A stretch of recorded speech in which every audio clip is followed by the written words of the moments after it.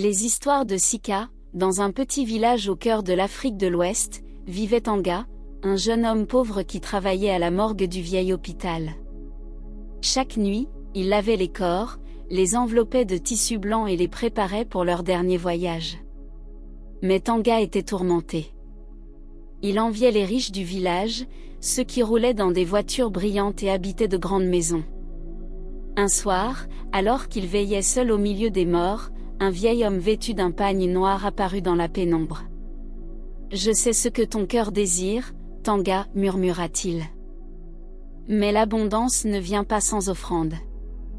Si tu veux la richesse, il te faudra faire ce que les autres n'osent même pas imaginer. » Tanga accepta, sans comprendre la gravité de ses mots. Le vieil homme lui remit un petit calebasse contenant une poudre rouge et lui ordonna de murmurer des incantations sur les corps, pour relier son souffle à ceux qui dorment.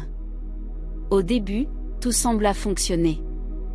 L'argent affluait, les opportunités se multipliaient, et Tanga devint l'homme le plus envié du village. Mais bientôt, les morts commencèrent à venir le visiter en rêve. Leur visage pâle l'appelait par son nom, réclamant ce qu'il leur avait pris. Les nuits de Tanga devinrent longues et lourdes.